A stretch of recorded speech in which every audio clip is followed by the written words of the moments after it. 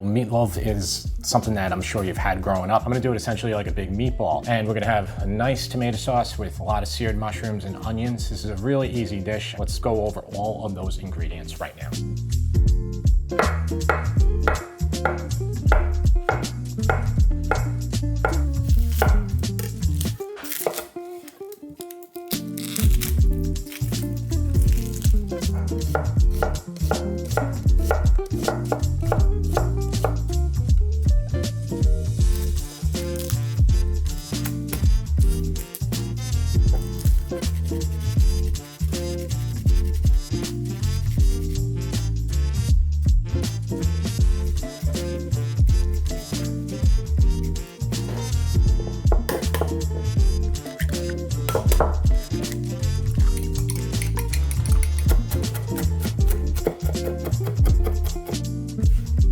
All right, guys, so we have all the ingredients prepped. Now I have the ingredients in two sections. This is how I write the recipe too. I think it makes it a lot easier for you. This is all the stuff for the meatloaf here. Pepper, salt, the parsley.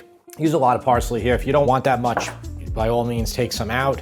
Some milk, 1 cup of breadcrumbs right now. If it's too wet, you can just add a little bit more as you go. It's the same thing like with a meatball, same principle. You want to kind of start with less and then you can add more. Garlic paste, that's 2 cloves that were just grated.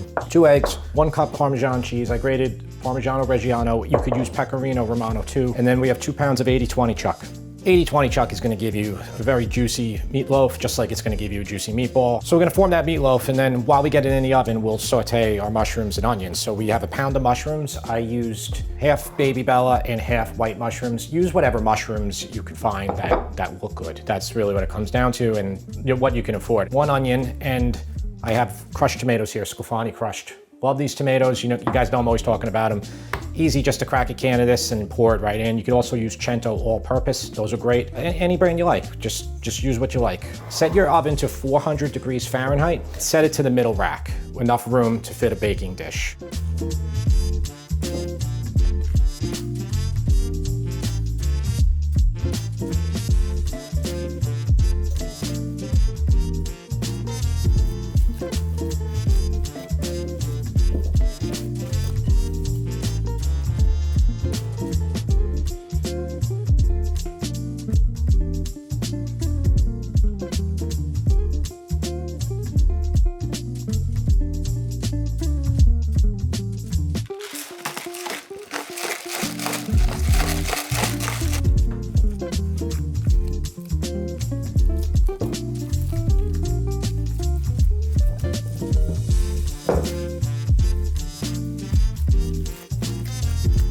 It is a little wet right now, so it needs a little bit more breadcrumbs. I used 1 cup of breadcrumbs. I'm gonna add probably 1/4 cup more. Just gonna sprinkle them on top. That's a little better now. I think I'll be able to form that loaf more. That's pretty well incorporated. So I went with about 1 1/4 teaspoons of kosher salt. Okay, so I have a big baking dish right here.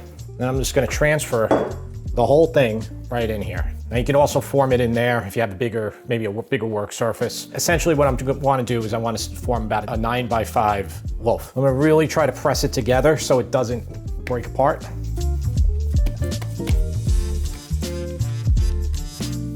This is a non-stick baking dish, but with all the fat here, it's not going to stick at all.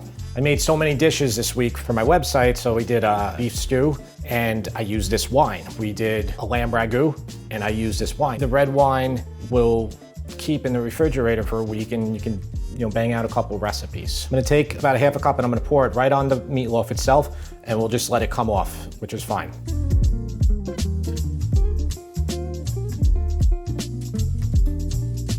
And in addition to that, I have the tomatoes. I'm just gonna pour them all around the edge. Don't touch the meatloaf right now. Later on, you can put it on top if you want. It's gonna go in the oven right now. It's gonna take about 1 hour to maybe 1 hour and 20 minutes. Really just gonna depend on how much breadcrumbs you put in there, how large it is.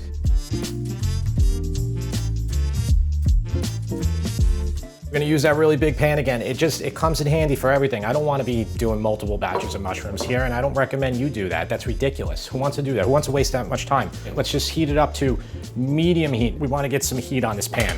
Let it heat up for about 3-4 minutes, so then when we put our oil down, it will skate and nothing will stick.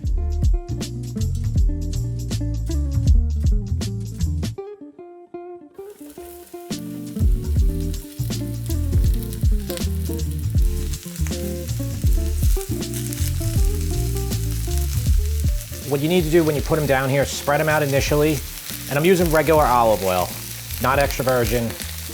My heat's pretty high here. Spread them out, don't touch them. All the ones that are touching the pan right now at the bottom are gonna get nice and brown. All right, it's been about 4 minutes. We'll flip them, move them around.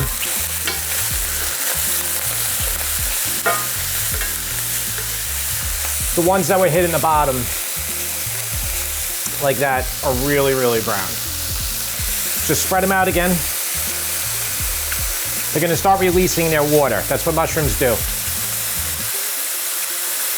See the water bubbling up?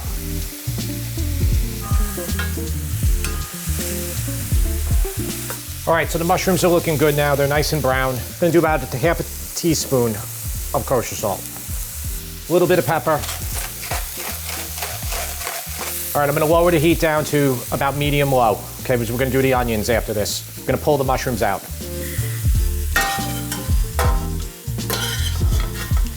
A little bit more olive oil in there. There's no olive oil because the mushrooms suck it up.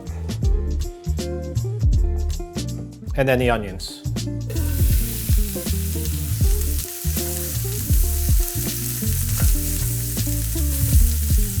Here's those mushrooms, what they look like. Amazing how much you start with and how little they look at the end, right? That's why you kind of need a pound of mushrooms for it. Season those onions up with a pinch of salt. Many of you have asked me why I always say kosher salt. I just say it out of habit. I'm not use sea salts or any salt that you have access to. All right, I'm gonna take the onions out. They did about 3 minutes.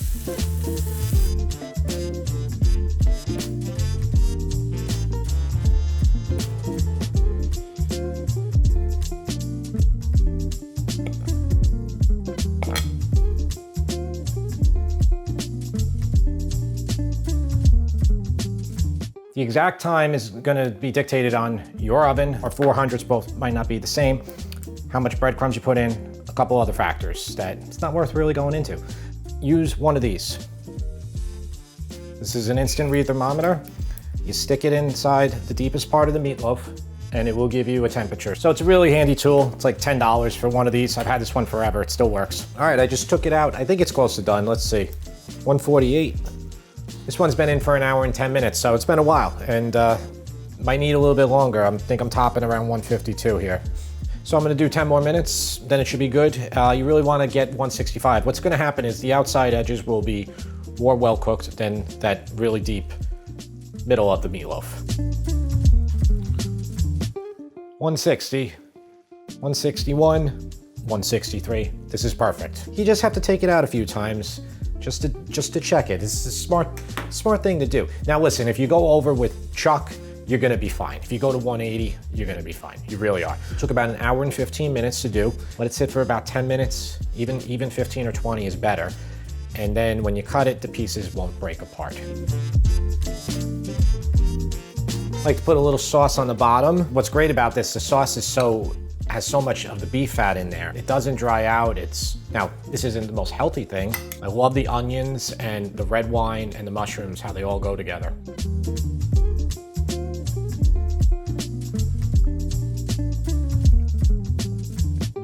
Moist, tender, delicious. I mean, tastes like a meatball. So it has all the ingredients that your typical Italian meatball would have. You have extra, make sure you save it. You can make yourself a meatloaf parm hero.